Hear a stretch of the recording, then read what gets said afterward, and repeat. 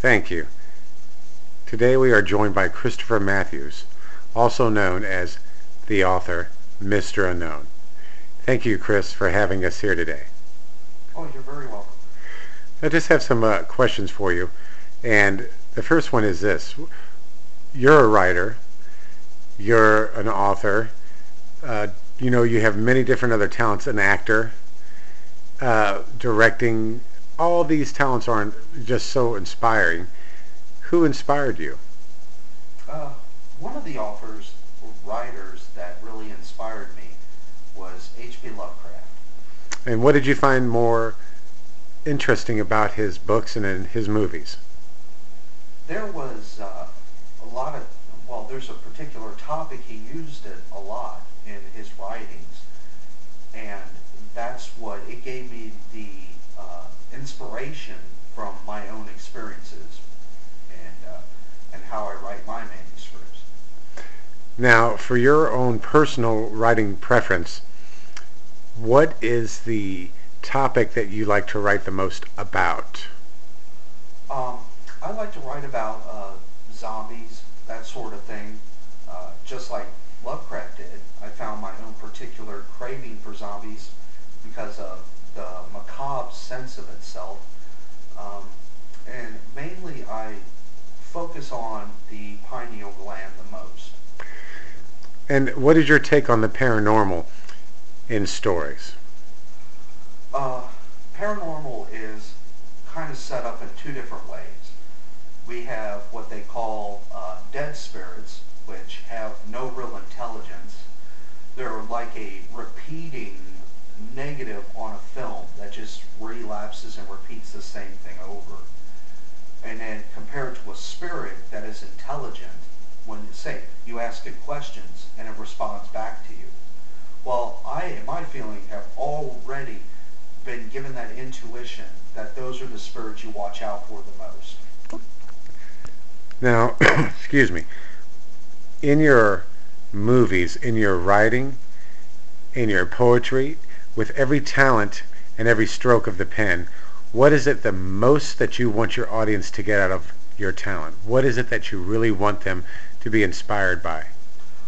Just like in my case, with my opened or awakened inner power of the inner eye of the mind, I want others to see that a lot of people don't realize they're sitting on a talent right now and they're not doing nothing with it, and I think that really is a bad scene right there.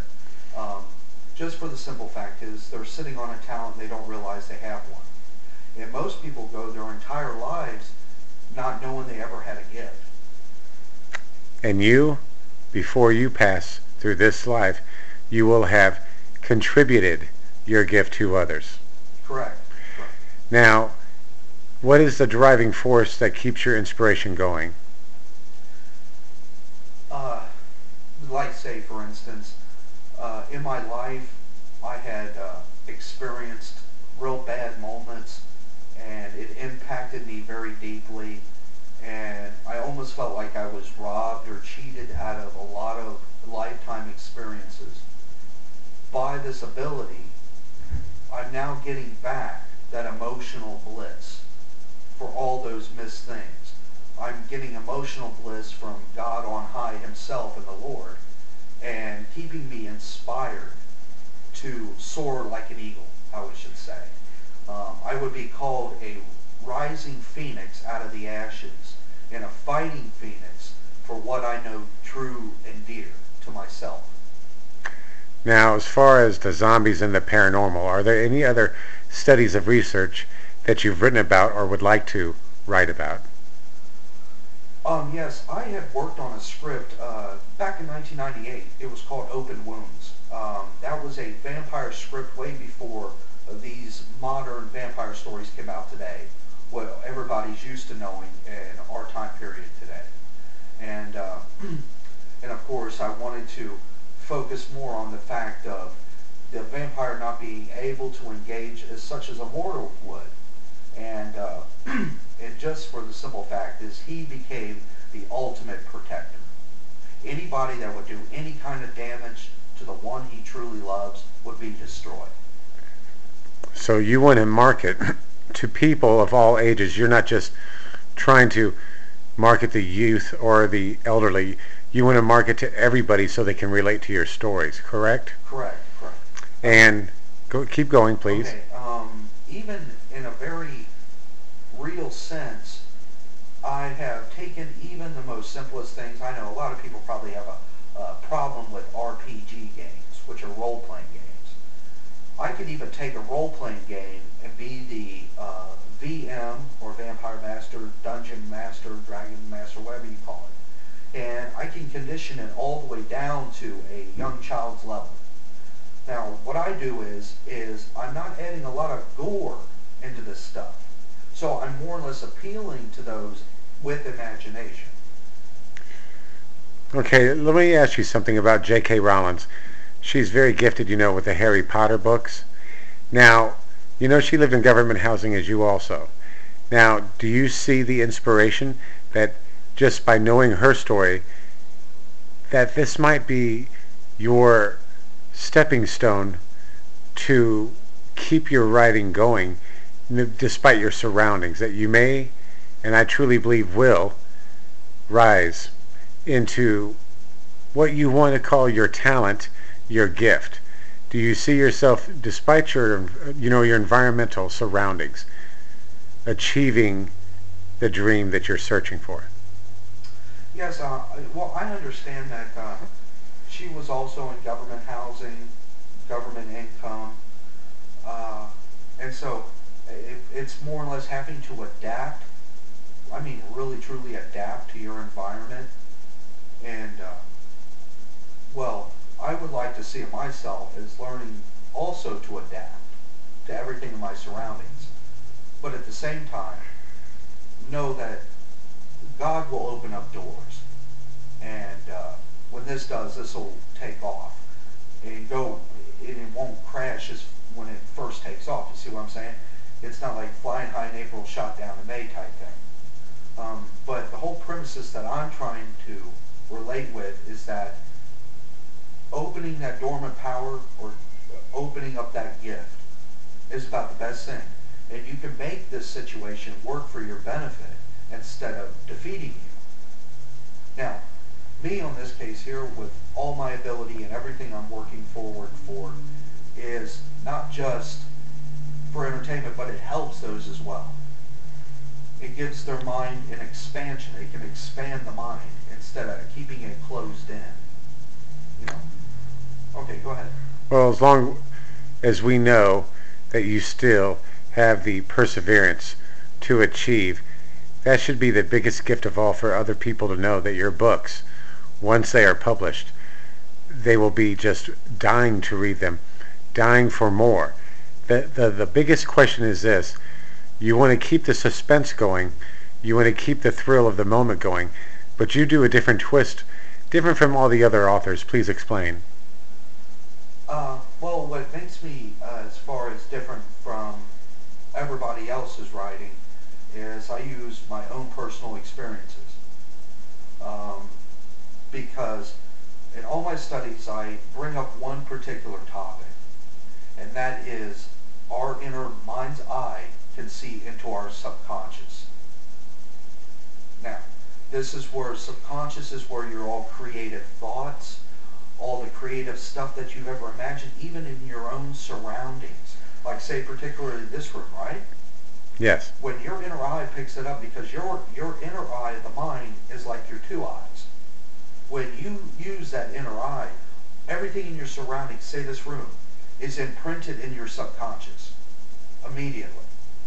Your third eye will see it. So there's times where you can sit with you can watch a TV program for a half hour. You close your eyes, it's like that TV program still going on in your head. You're watching the TV program go on. So that's how you can tell a very high degree of creativity and imagination. Now, in one particular sense, well, you also have got to cope with other things, because the eye is not the form. It's afterwards of taking and resolving or sucking in too much. But I agree fully with medication. I don't disagree with it. As long as it keeps you grounded to where you're not floating off in Zukulala land, you're fine. Because people always say they want to meet somebody down to earth. Well, that is just, I'm sorry, that's a bad statement to make. Nobody is really truly down to earth.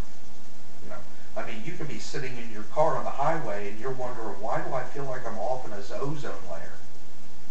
That's high degree states of consciousness. And we go through them every single day, even if we don't know it. So, to say somebody down to earth is just, that's a flat out falsity statement. It's false. But what I tend to do with all of my writing is to expand the brain, liberate the mind. The more you put it into a box, that's when it becomes a problem. Because then it seems like it's coming in at you like demons of the mind, so to speak. So with your faith and with the laws of attraction and your total belief, you want to reach people and inspire them, not just entertain them. Yeah. My focus is to inspire them so they soar like an eagle. Because that's how faith does it. It makes you soar. It liberates you. And you want to bring back the hope and the good stories that people used to grow up with like 50 years ago. You want to bring that creativity in, not just the graphic scenes of horror. You're trying to make their mind expand without all the blood and violence. Oh, definitely. And you can have fun with watching a psychological horror film compared to some of the gruesome stuff out there today. Some movies, they make blood and guts and all this stuff seem so real, people are literally desensitized. If somebody was laying out in the road right now with their head cut off, they'd say, oh man, that's probably part of a movie. They wouldn't be able to tell the difference.